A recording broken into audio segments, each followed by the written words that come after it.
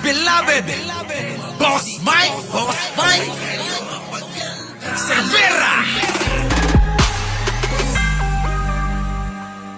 O tingnan nyo ngayon, pansin na ng ating mga kababayan ang talaga namang sistematikong kaparaanan para solusyonan ang lahat ng mga problema na dinadanas at nagpapabigat sa ating mga Pilipino tulad ng trapiko. Pasok! Bansa. Pero ipapakita ko sa inyo kung gaano kadisiplinado yung mga nagmomotor.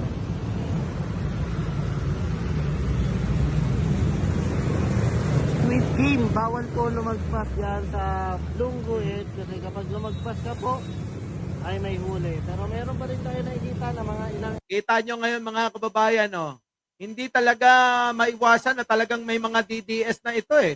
Malamang tong mga pasaway na to, DDS to. Ha? Ito, sinabi na kasi mga kababayan, sa ordinansa ng MMDA, mga kababayan. Aba, kita nyo mga kababayan itong mga nakamotor. Aba, imbis na nasa loob lang ng dalawang puti na ito. Ano po, asul yata ito sa totoong buhay. Mga kababayan, aba, lumalabas pa itong mga DDS na to. Ganyan ho talaga eh. Pasaway sila, no, mga kababayan. Eto na. Tingnan ninyo. Sistematikong kaparaanan. Aba, mga kababayan, dito po, abay, alam nyo, nagkakaroon po ng pagsasaayos ng trapiko sa pamamagitan ng naisip ng Administrasyong Marcos. Kita nyo? Nung panahon ni Digong, sala-salabat. Samantalang nung araw, mga kababayan, kasama yan sa pangako ni Digong. Ang sabi ni Digong noon, mga kababayan, 3 to 6 months, wala ng traffic. Di po ba, mga kababayan? Pero kita nyo naman, maging masunurin lang tayo at maging masunurin sa mga ordinansa na binababa ng gobyerno, mga kababayan. Hindi malayo na mas mabilis nating makakamit ang tagumpay, ang kaayusan, at syempre mga kababayan, ang pag-unlad. Bakit? Kanyo, mga kababayan. Kita nyo naman, kahit sa kabila ng napakaraming mga walangya, sa kampo ni Duterte, napilit, hinihila pababa, si Pangulong Bongbong Marcos. Aba, mga kababayan, pilit din si Pangulong Bongbong Marcos. Hindi nagpapaapekto. Saan? Sa mga ginagawa nila na mga walang kwenta, na paninira. Pero si Pangulo, hindi nagpapaapekto. Hindi. Tuloy-tuloy lang tayo sa ating mga layunin na iangat at isaayos ang ating minamahal na bansang Pilipinas. Di ba? Ngayon, mga kababayan, yung mga DDS, nakikita nila to. Sabi nila, bakit daw hindi naisip ni Digunyo? Ang sagot ko naman, mga kababayan, paano maiisip ni Digunyo yan? Busy yun, kakanakaw ng kwarta ng bayan. Di ba? Kung busy ka sa kakanakaw ng kwarta ng bayan, mga kababayan, syempre, hayaan mo na yan. Di man tayo magkakapera dyan. Dito tayo. Pa-Eldon, bahala ka na dyan. Sa Bureau of Customs. Duque, bahala ka na dyan. Sa DOH. Mga kababayan. Bilyar, bahala ka na dyan sa DPWH. Grabe, no, mga kababayan. No? Tindi. Roque, bahala ka na dyan sa mga pasugalan natin, yung mga pogo natin. Ganun ho, paano ho makakaisip ng tulad niyan yung nakarang administrasyon na nakakulong ngayon doon sa kalagitnaan ng kabukiran? Wala ho, mga kababayan. Di ba? Wala hong maiisip na maganda yon. Kung hindi, ang gagawin na lang nila, takutin ng mga Pilipino. Ganun lang ho ang kaya nilang gawin. Pero yung totoong pagsasaayos, yung pangmatagalan na solusyon para sa mga problema natin, mga kababayan, Pasquale. Olats, mga kababayan, ano? Olats! Sige, tuloy. Sabi ni Arnold, hindi. Pulong, bahala ka na sa flood control. Bahala ka na kung ibubulsa mo lahat yan. Ano, mga kababayan? Tuloy. Kailangan na mga kamote. Hindi maiwasan yan, pero siyempre iba ay takot mahuli. Ayan. So sumusunod siya. Yung iba, takot mahuli. Pero itong mga ito, mga kababayan, matitigas ang ulo, parang mga DDS, ano? Ano po, mga kababayan? Kapag ka talaga mga DDS, matitigas ang ulo, matitigas na mukha, matitigas pa ulo, mga kababayan. Kita nyo, meron nang sinusunod ang mga tao, kita nyo, talaga naman pumipila ng ganire, no? Pero mga kababayan, no? Yaan po sana lahat ito pag-uhulihin, eh. Kasi pag hindi ho inuhuli yan, etong mga nandito na sumusunod, nagiging masunurin sa lahat ng mga batas na pinatutupad ng ating trapiko, mga kababayan, baka gayahin. So dapat talaga multahan tong mga ito eh. Antitindi, di ba? Ang kakapal na mga mukha eh. Nasamantalang mga kababayan, meron na ho, ayan ho, pila. Binigyan na po sila ng sarili nilang daan. Kaya minsan, alam nyo, kaya tuloy hindi ka nanalo eh. Idol Busita. Dapat yan, di ba? Nung hindi ka pa tumatakbo bilang party list, ng one rider. Kita mo. Panay ang sita mo eh. Ngayon, natalo ka pagka senador. Baka naman kahit pa ganun natalo ka, ituloy-tuloy mo yung iyong advokasya. Sitahin mo itong mga pasaway na ito. Diba? Kasi ito yung nire-representa nyo eh. Baka mamaya, sasangkalang kayo ng mga yan. Di ba? Ayan Baka naman congressman, na natalong senador. Baka naman po, tuloy niyo po yung advokasya nyo. Baka pwedeng gawan ng paraan na wag damay itong mga matitinong mga Pilipino na sumusunod sa mga panuntunan. Di ba? Mga kababayan, yan talaga ibang klase, mga kababayan. Ang ganda tignan, dati mga kababayan, bol-bol eh. So, imagine nyo kasi isang araw na pinaghirapan niya. Kita nyo mga kababayan, ang ganda tignan, Ang akala mo nasa ibang bansa ka eh. Akala mo talaga nasa ibang bansa ka. Hindi ho nagawa ni Digong yan. Sige nga ho. Digong, kamusta ka na dyan?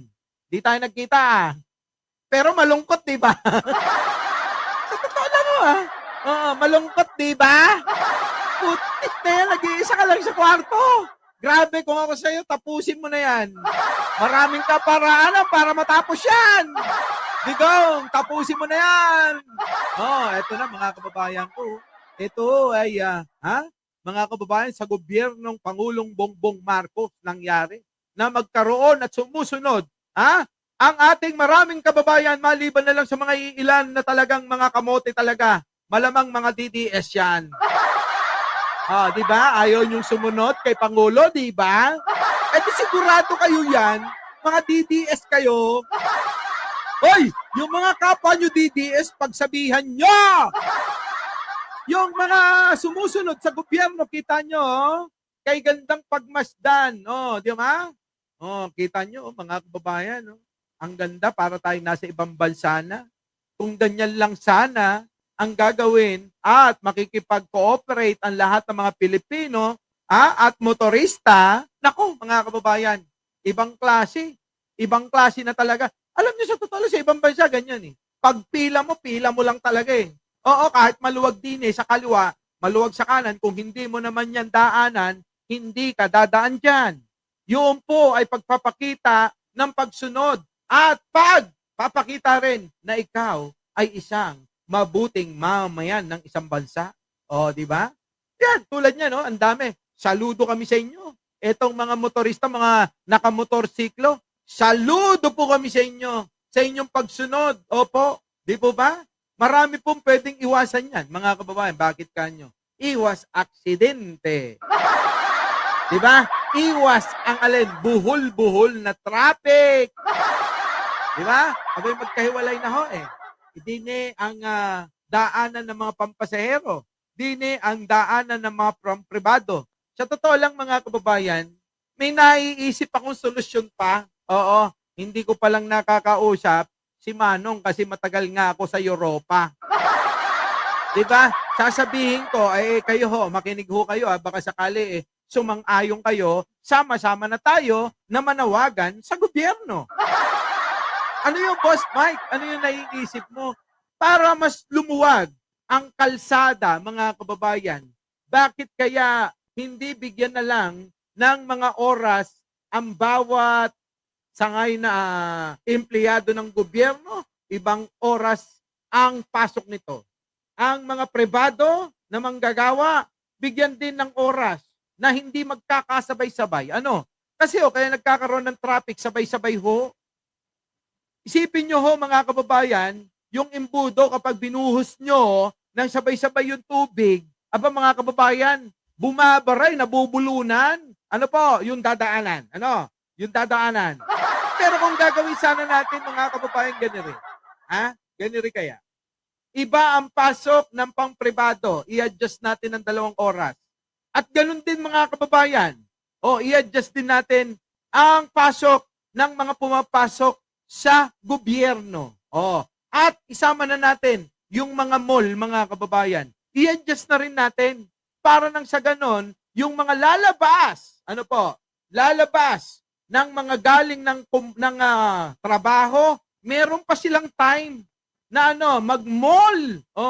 Kasi ngayon mga kababayan, sabay-sabay paglabas mo ng trabaho, tatakbo ka para kang si Lydia de Vega. Mahabol mo lang, mga kababayan, yung pag nabukas pa yung mga mall, kung gawin natin 2 oras ang pataan. 2 oras. Mauuna mga kababayan, ang mga mga kawani ng gobyerno, siya muna. Halimbawa, 8:00, pasok nila. 2 oras.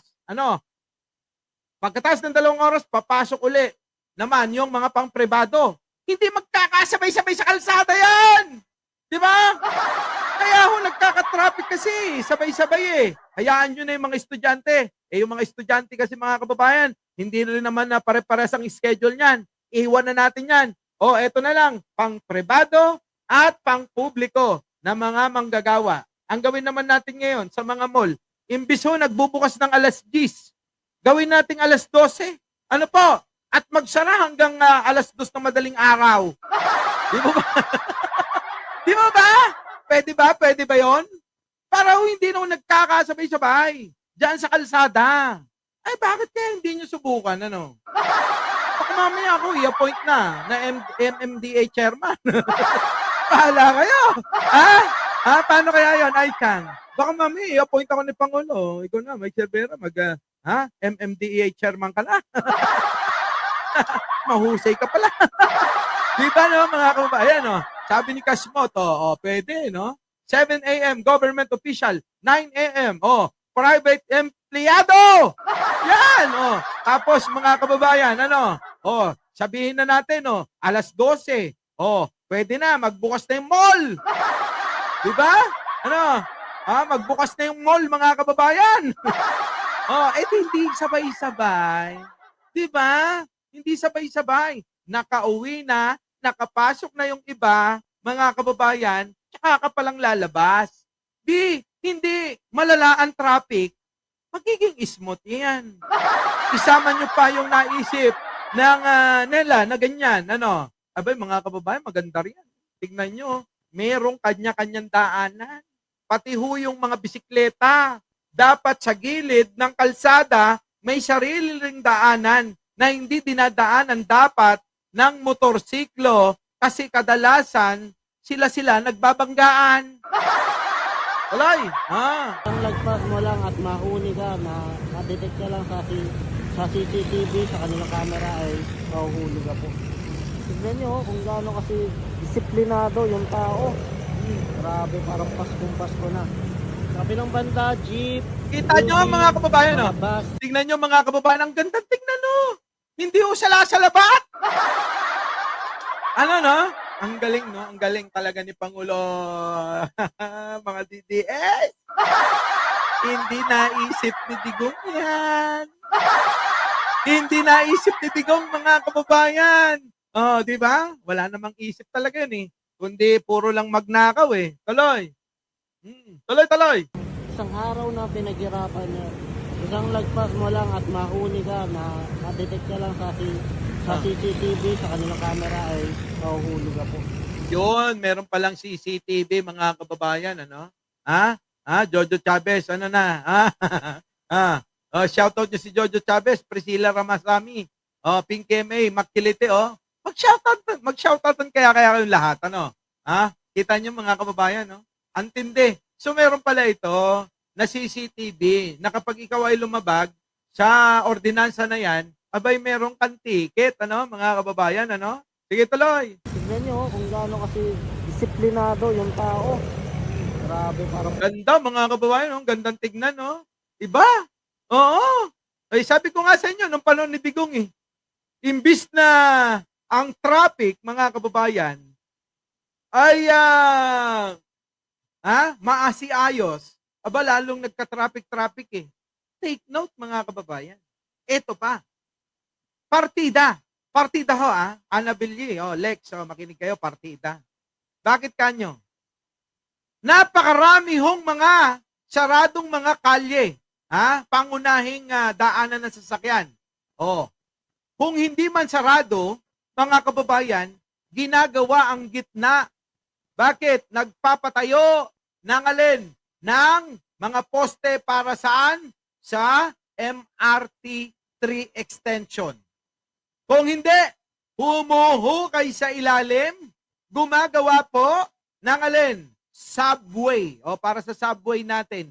Uy, mga kababayan, grabe. Iba, world class na tayo pagdating ng mga ilang panahon pa. Biruin nyo, bakit? Magkakasubway na tayo. May tama na tayong mga panuntunan sa batas trapiko. Tulad nito, may susundin na tayo. Ay, naku, mga kababayan. Tapos ayaw nyo kay Pangulo. Sira mga ulo nyo. Di ba? Tuloy! Pasko na. Sa kabilang banda, jeep, UV, mga bus, dito po. Dito, mga motor, dito po ay yung mga private vehicle. So, Ganda! kung gaano ayos. Kumukuti-kuti-tap. Talagang makikita mo talaga dito kung sino yung mga kamote talaga. Mga DDS daw yan. Yung mga pasaway, ayaw sumunod, mga DDS yan. Na lumalabag po sa batas. At kung sino yung mga matitino. Ayan. Comment down kung applicable ba sa atin itong NCAP o hindi, no? Pabor ba kayo dito? Usually hindi ko natatanungin yung mga commuters, mga nagko-commute kasi alam ko pabor na pabor kayo. Pero paano kaya yung ibang... Kita nyo, mga kababayan, kahit dahan-dahan man, mga kababayan, sa mga ating mga kababayan na nagmumotor, wag nyo pong iisipin na ito ay may diskriminasyon. Kayo po ay binigyan ng alin, ng isang porsyon para inyo daanan, mga kababayan. So yan po ay meron ho kayong pribileyo. Ayan kita nyo. Tiis-tiis lang ho, mga kababayan.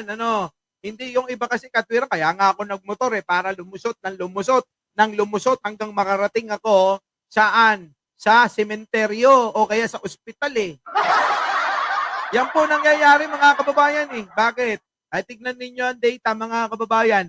Karamihan na sangkot sa aksidente, puro mga nakamotor yan. Di ba? Kung hindi, wasak ang ulo, wasak ang katawan, mga kababayan, ayun. Walang paa, walang kamay. Di ba? Walang braso, walang binti, walang hita. Putik na yan, mga kababayan Pero kung ganito lang, hindi kayo makakatakbo ng sobrang tuling na para bang hinahabol nyo na si kamatayan, aba dito mga kababayan, no? Ano? Matindi to. Aba, dahan-dahan na lang yung takbo nyo eh. Di ba? Dahan-dahan man makakarating kayo sa inyong paroroonan. Tandaan nyo yan. Sumunod lang ho kayo. Saan? Sa mga panuntunan. Tuloy. Mga tao, yan, sila, at yan. Ano kaya yung mga, ano nila, hinaing, di ba? So, dito naman tayo sa kabilang banda. Pakita ko sa inyo kung gaano kumukuti-kutitap ang kalsada. Isa pa to, kamote rin to. Itong nakakotse na to, mali ng dinaanan to. Siguro mga kababayan, siguro mga kababayan dry run lang po ito, no? So mga kababayan, malamang ma-adapt din ng marami nating mga kababayan ito na sundin ang batas trapiko dahil mga kababayan, dahan-dahan yan, hindi naman mabibigla kaagad talaga, no? Ngayon, kapag natutunan na natin yung ganyang mga sistema, malamang mga kababayan, hindi na ho tayo matatraffic ng gusto sa lansangan. Tuloy! Ako wala. Dito na. Lumabag ka, on risk mo na yan, no? Yan, motorcycle lane. Hanggang dyan lang sila. Umaandar din, oh. Umaandar din, mga kababayan, eh. Di ba? Umaandar, oh. Sa kabila, ang luwag, dito sa kanan po, mga jeep, mga bus, dyan po. Yan, luwag, no? Dito po sa kanan, mga jeep, mga siguro grab, mga kung ano-ano, mga pampasaherong, pampublikong sasakyan. Dito naman no, sa may kaliwa, mga kababayan, yan naman po ay yung mga pang-pribado. So may sistema na tayo. May sistema na ho ang trapikong dating sinusunod natin may nadagdag na ganito. Dito ba? Mag-commute. Dito naman, kaya kung normal naman talaga yung traffic sa Pilipinas, pero siyempre, dahil nga dito sa Engap, magkukos pa rin yan ng, siyempre, nadagdagan yung traffic, pero sa kabilang banda, tumino yung mga rider. Yun! Kita nyo mga kababayan? Totoo yun, no? Normal lang ho ang traffic sa Pilipinas. Kahit naman ho sa ibang bansa, may traffic kahit maayos ang sistema nila eh. Di po ba? Kasi marami tayong mga kababayan na hindi pa nakakarating ng ibang bansa. Alam nyo ho, mga kababayan, sa ibang bansa, meron pa rin ho traffic. Sa France nga sa Paris nga ho, napaka-traffic din eh. Pero mga kababayan, meron po silang sistema. Dahil po sa sistema na yon, napipigilan yung mas malalang traffic na ngayon ay pinatutupad na po sa panahon ni Pangulong Bongbong ganito na tuloy. Diba? May kita mo talaga yung ilan na nagpapasaway. Hindi talaga maiiwasan eh. Sigo-segundo, hindi minuto, sigo-segundo talaga na may mga lumalabas din sa Ganda, no? Ganda, no? Ganda. Ayaw nyo pa kay Pangulo. Mga DDS. Siguro naman, no? Kita nyo naman, simpleng-simple. Hindi pa naisip ni Digunyo. Ngayon, sasabihin nyo, weak leader si Pangulo? Kung weak leader, bakit nakakaisip ng ganito? Sabi ng mga haters niya, lalong-lalo na yung mga DDS na mga tatanga-tanga, bangag daw si Pangulo. May bangag bang ganito? Maisip yung ganitong mga pamamaraan para maiwasan na matraffic kayo. Diba? Galing, malupit. Ganda tingnan, no?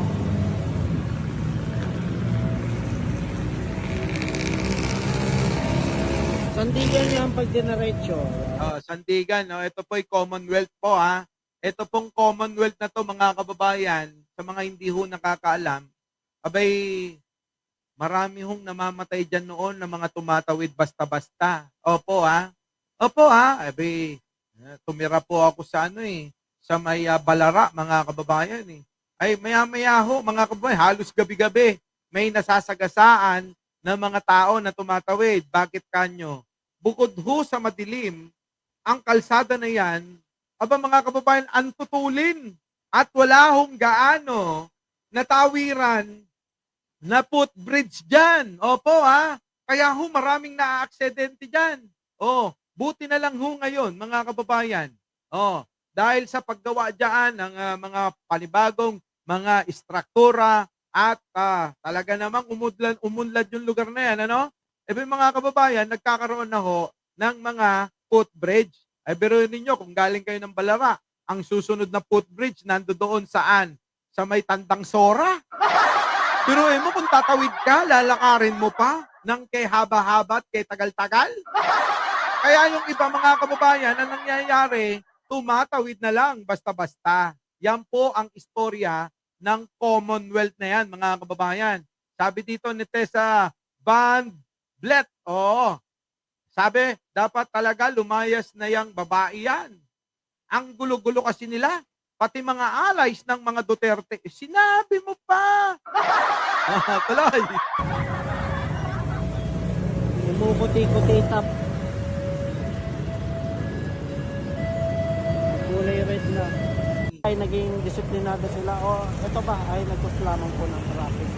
Para alam din po natin, i-comment nyo para iba-iba kasi tayong pananaw. Sa aming mga commuters, pabor kami. Kasi Kita nyo, pabor tayo. Pabor po ba kayo? Tanong, mga kababayan, pabor po ba kayo? Sabi ng ating YouTuber, scooper ba to? Oo. Uploader, mga kababayan, pabor daw po ba kayo sa sistema na yan? Ako ho, pabor na pabor! Sa mga pabor, mga kababayan, habang magbe-break tayo, paki-press 1 sa mga pabor para malaman ng mga tao na pabor tayo sa ganitong mga kaparaanan. Our beloved Boss Mike, Boss Mike.